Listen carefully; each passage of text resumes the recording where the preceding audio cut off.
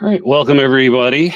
So here is a webinar on understanding the differences between artist managers, management, and also booking agents.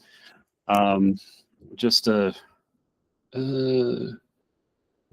kind of introduce myself, I know Josh, you know who I am, but some of the others is going to be watching later. So my name is Thomas Crawford. I've been a musician since I was 9 years old. I played in a lot of bands in my teens and 20s, and then took a pause for a little bit and got into the tech industry, worked with Amazon and Tinder, ended up spending a lot of years in program management and people management. And then after a while, I left the tech industry and decided to apply these skills that I had learned and grown in the tech industry into music, and started getting into the music industry. Some of the bands that I've been a part of, I was in a band called Fleischkrieg, kind of an industrial metal group based out of LA at the time. Did a couple of tours, toured with Mushroomhead. Had some pretty decent success with that, but left Fleischkrieg. And currently I play in Seven Factor, and I also have a solo industrial metal project called Icebus. But to kind of get going on this part, I just wanted to show an example. I started Darkstream Music Management about a year ago with the purpose of helping independent artists grow and become more professional, learn some skill sets to be successful in the music industry, not leaving any money on the table. And the thing that I get probably the most from new people is, hey, can you help us book tours and book shows? And the short answer is no. This is literally a message I got a couple of days ago. Hey, do you do booking and tours? No, I don't. But what I can do is assist with helping individuals book their own tours, their own shows, and to build the strategies to make sure those are successful. In that, helping understand as well, there are big differences between artist management development and booking agencies. They are completely different jobs, have different responsibilities and skill sets. And they also have different legal boundaries. So originally I was going to call Darkstream Music Agency, but after speaking with a couple of attorneys and getting a better understanding, because I too was under this idea that, hey, I can do all these things, and then found out, no, actually you legally are not allowed to. And we'll go over those here in a little bit. However, as an emerging artist, these are things that you will need eventually. So what managers actually do. So here's some of the primary things that they do. They help develop strategies. They help artists better understand what their long-term goals and visions are, and help develop strategies in which to achieve that. Also making sure that artists have their foundation. Are they, set up appropriately with PROs? Do they have a website? Do they have, social media presence? Making sure that, they've got the basics covered. Also working to create long-term plans. So as I said, creating a long-term vision, and then in turn, working to create projects and plans on how to achieve those things over the long term. Also guide in branding and marketing. So, as a manager usually ends up being so like if you're a 5-piece band, the manager is usually the sixth member. They're that person that's the objective third party that is looking at the stuff that's not nearly as close to it as the band members are. So they can help guide in what is your branding, what does it mean to have a brand, and how should you market yourself. And then also help build momentum, helping with those strategies to come up with schedules, release plans, and so on, in order to make sure that you're continuing to move in the right direction. The core roles that we do is artist development, understanding where they are, where they're wanting to be, and helping develop and make sure they've got all their bases covered.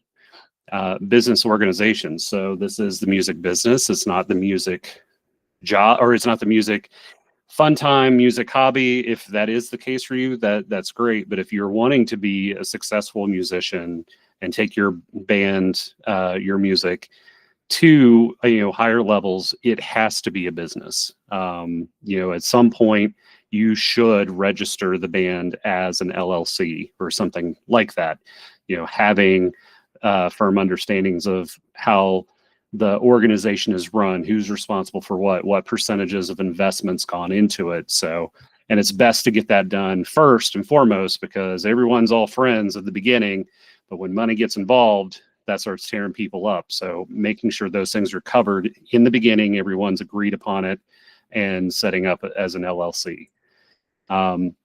Marketing and release plans. So making sure that you have at least a year scheduled of how you're releasing your music, how you're doing shows, when you're playing shows, and what the marketing is to lead and support those milestones throughout the year. Team building. This probably seems a little odd, but the other part of managers is making sure that making sure that the group is working as a cohesive unit, all working toward the same things, and making sure that they stay connected. And so also some of that also goes with conflict management. Being in a band is just like being married, and sometimes you need counseling, and sometimes you need to have those hard discussions and help get through those roadblocks and personalities. And then also growth coaching. Again, I get artists from all different levels and stages, and understanding the things that they need to do in order to get to the next level of what they're wanting to do and ultimately meet their long-term visions. And ultimately, the manager's mission is to make an artist professional ready. One of the things that I definitely learned, and I tote this all the time, I used to be of the mindset that there's local bands and there's national bands or international bands, and that you have to start out as a local band and build your following and keep going from there. But it honestly isn't local bands versus national successful bands. It is amateur versus professional. I have been on both sides of it. I've been in a local band. I've been in several amateur bands. And when I went on tour, I was seeing firsthand how amateur local artists were acting when they were being in a position to open up for a tour that's going on with some very professional, very successful bands, and understanding a lot of habits that they were doing, that the whole mission that a lot of bands go and sign on to open up for these acts is because they hope that they're going to get a chance, that they get noticed by this, and someone's going to say that, they're amazing, or music's amazing, you should sign them immediately. And what happens more often is these touring bands see the lack of professionalism and immediately have a negative impression of you. So making sure that you have that professional persona and that you are acting and conducting yourself in a professional manner, to where in turn, if they see that could very well be a possibility that they see this very professional band that has a decent following in their local market. Their music's great. They may go, hey, you should check out this band, or, pitch it to other people. But if they see you acting like an amateur, they're not even going to give you the time of day. So before agents, before labels, before big opportunities, working to conduct yourself and to make yourself professional. So booking agents, going on to that side. So what booking agents do is they book paid live performances. They are the ones working and connecting with venues and promoters to pitch artists, to in turn get paid bookings, negotiating performance deals, routing tours and confirming dates. So, a booking agent is contacting these venues and promoters, and they're taking all this information and they're trying to get what is known as a guarantee.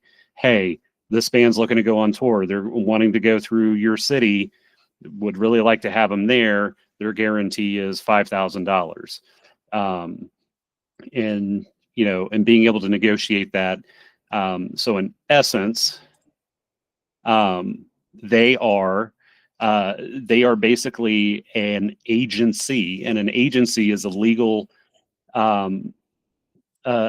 entity that hires employment. They hire people, they provide employment of some type. Being a booking agent, you are basically getting employment for your band at these venues. There are contracts related to it, and it is technically a for-hire type of deal. So agents have to go through a different level of scrutiny. They have to, get licenses and different types of licenses and with businesses and stuff like that versus management. What agents don't do, they aren't into doing development. They aren't looking to enhance your brand. They're not going to do marketing. They're not going to do any hand holding or any early stage growth. They sell what already exists. So in essence, if you don't have the following, you don't have the professional nature, you don't have all the development in the right place, agent is not going to talk to you. They don't have time for it. They do not build it. That's what managers do to help and grow and develop. Going a little bit more on why we can't. So there are talent agency laws. So like I said, managers, they're consultants, they develop, they manage, but they don't require any type of special licenses to be a manager, while being a talent agent or a booking agent, you have to. There are licenses you have to get in order to do that. Only licensed agents can procure employment. That's the whole aspect of why it's called a booking agent, not a booking manager. Also, if you are doing these things for another person without being a licensed agent, you can get fines. You can void contracts. There's lots of legal risks. Another thing in here that I did not put in the slide, but there are also some states that make it illegal for there to be talent agencies, booking agencies mixed in with managers and full suite. So for instance, California, New York, it is illegal for you to have be a part of a full suite type of organization where they say that they can manage you, they can book shows, they can do your distribution, like doing all that stuff. They kind of see that as enterprising and taking advantage of artists, and there are states that have laws against that. Another big reason why I, as a manager, do not book shows for artists. So I like what I do, and I want to keep doing it, and I want to do it without getting fined. But that doesn't mean managers can't help you getting to those stages. So what managers can do is they can provide guidance and teach you, the artists, how you can book your own shows, how you can book your own tours. We can help prepare assets, things like advertising materials or AdMat, assisting with EPKs, helping with templates on how to pitch yourself and how to negotiate for guarantees and pricing. They can help with your outreach strategy, what venues to reach out to, when, how you should format the email, how long you should wait before you follow up. And then also they help with you and your marketing to help build your fan base. So in the end, the more things that you have and the more feathers you have in your cap, that you do on your own, and they see all the work that you do on your own or with the assistance of a manager, will make you more desirable to a booking agent. And also we assist with creating show readiness plans. So there's a lot more than just getting up on stage and playing or showing up. There's stage plots and tech writers, making sure that your live performance and stage presence is where it should be. Making sure that you are going to be successful even in playing your live shows. So before a booking agency will really consider you, there are some key requirements that they have. So one is a live track record. So what does the shows that you play on your local shows, what do they look like? What is the ticket count? What is the consistency of your performances? Is there any live videos of you performing? What is the audience engagement from people who do come and see you? What does that engagement look like? What does it turn into when you perform at a live show versus how does that translate into streaming, social media, and so on? And then also a clear brand. What is the visual identity? What is the story and messaging of the band? What is their genre? I know tons of people, especially in the early stages, they are like, we don't want to be labeled to any particular thing. Well, unfortunately, the human brain has to put labels to something in order to identify whether or not they like it. So, getting a lot more crisp and clear on what your genre is, or even inventing a new genre, be a pioneer. If you're wanting to not put a label because you're a mix of this, a mix of that, and so on, create your own genre. And your professional assets. Do you have an EPK? An electronic press kit? Do you have a bio? Do you have a stage plot and tech writer? Do you have promotional photos? Do you have footage of you performing live? Because venues, festivals, and so on, they are more apt to want to book you if they actually get a taste of what a live performance looks like. And also, do you have any advertising materials or AdMat? These are things that, standard graphics, high resolution, that you have stored in a place that you can provide venues, promoters, and to easily have your stamped logo on it, and making sure that your branding is consistent when you're getting put on flyers and other advertising materials. Also, audience data. So what does your social media look like? Do you have an email list? What does your streaming growth look like? What does the streaming numbers look like in the markets that you're trying to book in? These are all things that there are tons of websites and data streams and mechanisms that booking agents have in the back end where they can very quickly look your name up and pull up a whole bunch of details. And if you're not hitting certain targets and numbers, they're not going to be interested. So working to make sure that your data and your following is matching the markets that you're trying to get booked in. Also, music and content consistency. So, are you putting out music regularly? Are you doing a single every few months, or have you not put anything out in a long time? What is your content like with your social media look like, your music videos? What does your social media presence look like as it relates to content to help build that? And the business foundation. Are you set up with a performance rights organization or PRO like ASCAP or BMI? Do you have publishing? Do you have a merch system set up and simple accounting? Do you have split sheets set up with making sure you're getting the money that's owed to you when you do these performances? One aspect that a lot of people and a lot of artists don't realize is anytime you have released music that is performed in the public, whether it's by you, someone doing a cover of your song, or someone playing your song on a jukebox, there are these agencies that are tracking that and collecting royalties from the venues that are doing that, in which you are owed. So technically, when you go on tour or you play a show, the venue that is hosting you is paying money to BMI or to ASCAP for that music being performed live. And if you are signed up with a PRO company and publishing, you can submit your set list to your shows and get paid the royalties from you paying that was paid by the venue for that. And a lot of people don't realize that that's even an option.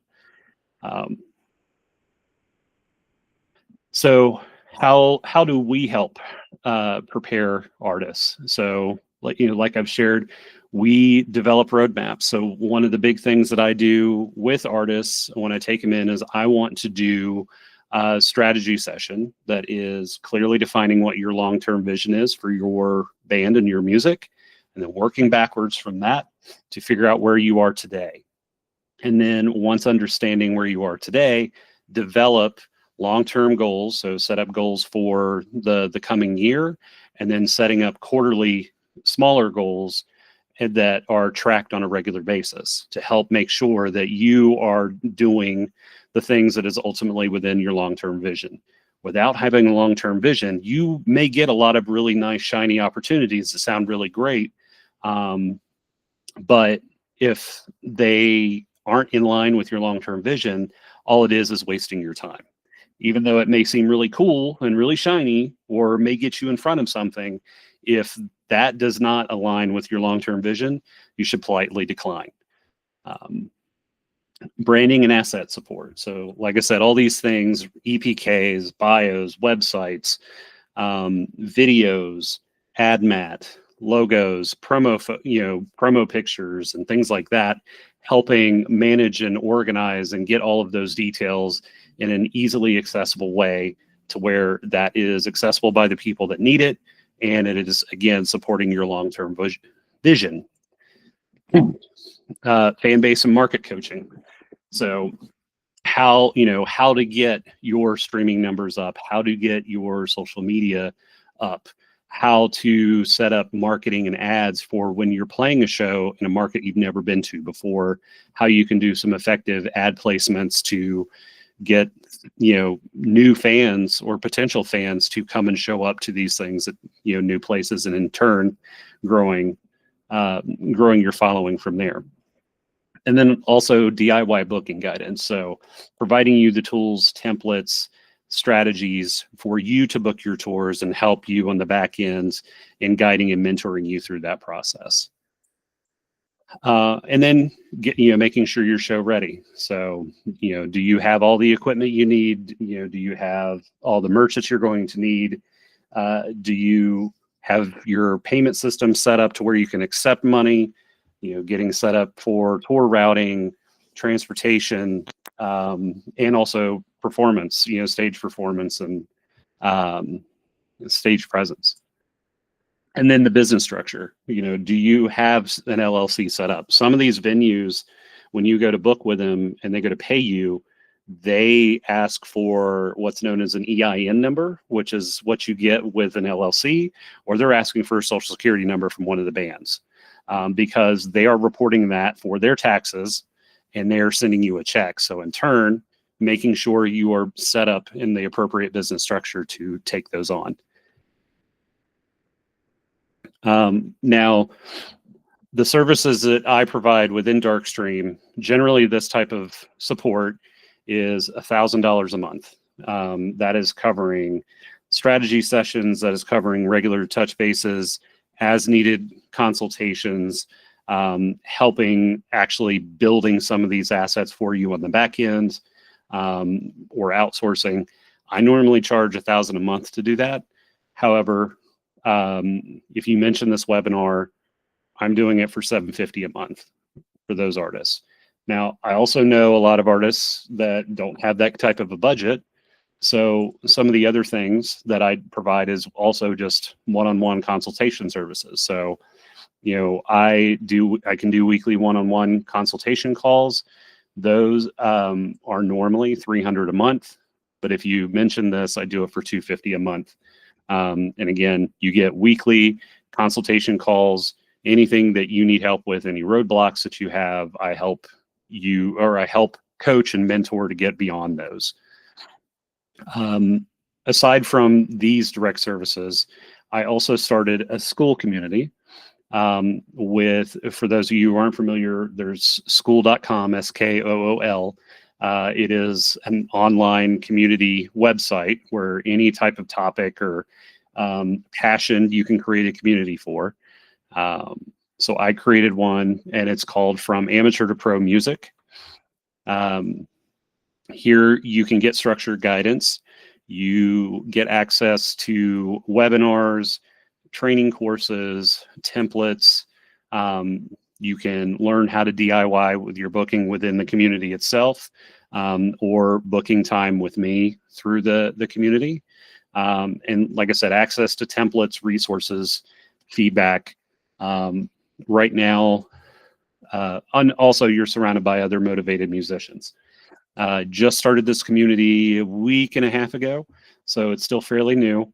And I'll share the link for you at the end of this in the chat, as well as also here on the description of the video and also in school. But for that, right now it is a free community until we reach 30 members. After we reach 30 members, we're going to turn it into a freemium platform, which means you can join for free and there's still you still have access to the community. But in order to get access to some of the training assets, the templates and resources and feedback, a lot of the regular calls and trainings, there'll be a premium for those depending upon what levels are set. So highly encourage you to join now. And then also I do free introductory consultations. So let's say you don't even know where to begin. You don't know how much you're willing to spend, what your budget is, things like that. I do free 30-minute consultation calls where we talk about, understanding what your long-term vision is, what you've done, and what I can do to help, and provide different options to meet pretty much any budget to be able to help and assist you to get to the next level. To do that, just email info@darkstreammusicmanagement.com. So that's the end of the most of the part. What questions do you have for me, Josh? Well, I'm always getting people who always want me to manage them, bands, singers, events. And so a lot of things is that they don't have anything. And also they aren't willing to pay. I mean, it's that they don't have money to pay. And it's sort of like a rut they're stuck in because they can't proceed without doing one thing to help the other. Yeah. And the biggest thing is that what I keep falling into is where I say, where's your EPK? And they don't know what the hell I'm talking about. Yep. Now I'm like, hey, I can show you how to do an EPK. Well, why don't you just make my EPK? Well, let's like, I'm not even managing you. You're asking me to manage you. Now I'm doing an EPK. So I tell them, like, there's a lot of resources online. You can find out about EPKs. Have you done any research? I give them links. I give them all this stuff. And they don't do anything. It's really, they rely on a couple videos that their friends took at their show or in their practice, the videos and photos. And the thing that I keep hitting is why it's a value for them. And they don't see it as a value. And plus they're watching all these other bands who are just like, go and do things. But some of the bands are using marketing in their favor, and they have people who are fans of theirs who are helping with their marketing. The question is trying to get to convince them, especially people who are starting out, how to really take that time and do it right instead of just rushing into it. I'm in the band I'm in. I'm not the leader of the band. They built the band. They're like, hey, we'll give you our band to do it. And they have other bands. And but they run the minute they see a gig, they just run to that gig. Like, we're doing it. No questions asked, no planning. They don't know a stage plot. I mean, even my old manager, my management company, used to ask me for stage plots instead of him doing stage plots, where I was like, okay, that's weird. So and I would draw them up for them. I'd be like, that's fine. Here you go. And the other thing they don't really understand is branding. Yeah. So it's really trying to, like, logos, things like trying to get them to understand that taking that time or having someone who is helping them and building that team. Yeah. The team is the biggest thing. Even in my organization with Karaoke World Championships, building the team is the most tedious, but it can really be the most beneficial. Yes. But you need to have the right people on your team. Yep. And it takes time. It's identifying what people's strong suits are, what weaknesses. Everyone's going to tell you what their strong suit is and never listen to them, because that's not their strong suit. That's what they hope their strong suit is.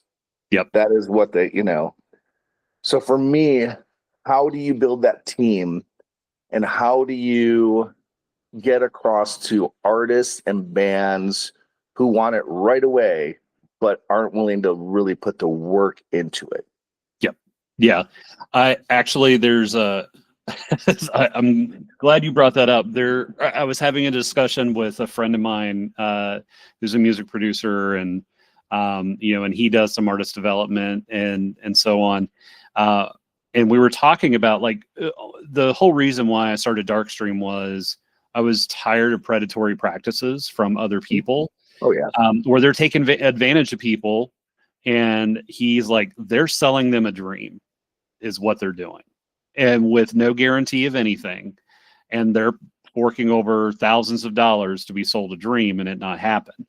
And I kind of come up with a neat little saying: I'm not here to sell you a dream. I'm here to sell you that hard work pays off. And sadly, like, kind of to your initial point of how, one, how do you get people convinced and motivated to do those things? And honestly, you can't. And my initial thing when I talk with anybody, I probably talk to anywhere from 1 to 5 artists a week. I will give them a nugget and tell them all the things that they need to do, and I will see what they do with it. And I would say 90% of the time I don't hear back from them. And it's because they want the dream sold to them. They want someone to do the work for them. And they also, like, yes, generally artists or managers get paid a percentage of the gross profits made from an artist and their work. The problem is if that's what managers will do. They will do a percentage if there is an already established band making a decent amount of gross income on their own in the beginning. If they're not, there's a lot of effort and sweat that has to be put in to get to the artist to be making money. Mm-hmm.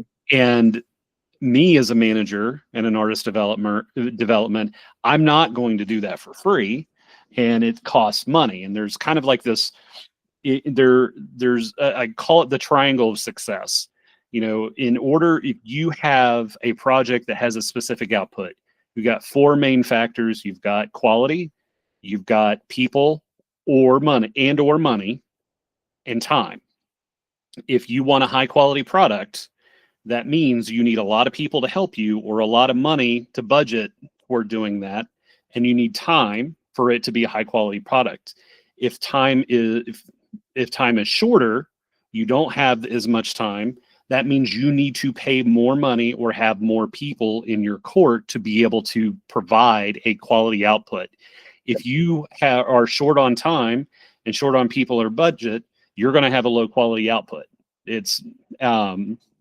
And so ultimately, it all goes down to motivations and where they really want to go. A lot of people have dreams. A lot of people see shiny things, and like you said, with your bands, as soon as they see they see a gig offer, they're taking it and they're doing it.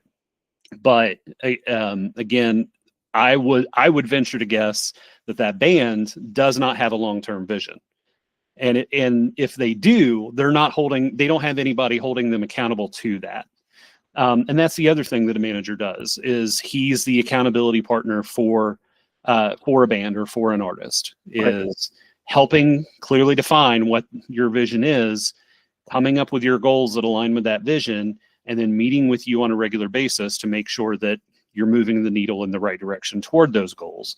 And if you're not, holding you accountable to it.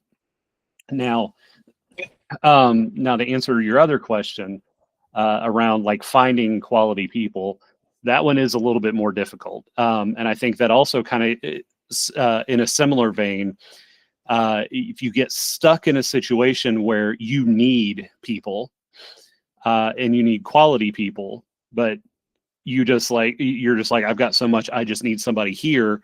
And you just grab anybody that's willing to do it.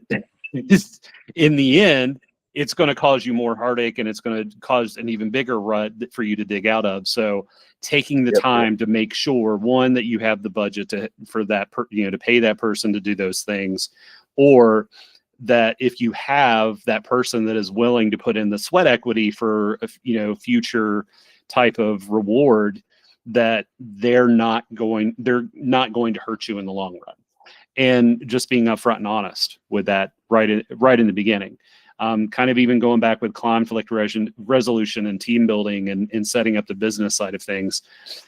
A lot of the artists, like the people and the artists and bands that I've talked about there, where they don't have the budget or whatever, what often happens is they're a bunch of guys, friends, they have this great thing, but they have a certain level of intimidation to having difficult conversations in a business related setting. And they'll keep pushing that can down the road. And then let's say 10, 15, 20 years, you're, the band's huge multimillionaires. And then one guy's pissed because he's not getting as much money as the other guy and whatever. And it's all because that business stuff wasn't established. And that's why you have to have that difficult conversation immediately. There's a group that I'm currently mentoring and developing right now, where they were a 5-piece, and one of the band members was not doing their part. He wanted to have his parts written in there, but he wasn't learning the scales that was needed in order to do the stuff. He was showing up to rehearsal without knowing the parts or messing up. Everyone, they're recording an EP. Everyone's getting all their parts recorded for 4 songs within 2 hours. It took him 4 to 5 hours, and nothing that he had was usable. And the singer kept kicking the can because it was a really good friend. I was like, you need to have that conversation with him. You're either going to have it now, or things are going to come to a head, and you guys won't be friends anymore. So, and sure enough, something came to a head, and now, he now realizes in hindsight, yeah, I should have had that conversation months ago, because all the things that we had planned and we were hopefully on track to get forward to, and the person that was holding us back from doing it and us keeping them around and kicking the can has made us late. Now we're 3 months behind schedule on getting stuff set up, right. All of those things. So I hope that answered your question. Yeah. One of the answers I've found in the past, I haven't utilized in a long time, is when you're looking to build a team, especially ones who are specialized in something like EPKs or into getting like writing contracts, things like that. You can always turn to schools and see about getting interns to help you, because they're hungry, they're willing to do the work, and they're getting credit for it. So it's one of the things that, I wanted to throw that out here within there, just, because they can really give you more bang for the buck, because sometimes you don't have to pay anything. Sometimes you do pay. All my interns I've ever had have been great. Some of them I had to pay. It was like $5 an hour. Seriously. Yeah. $5 hours, nothing. And I've thought about that as well for like music videos, and trying to go to like a local film school and seeing if there was like, so yeah, that's actually really good advice. Yeah.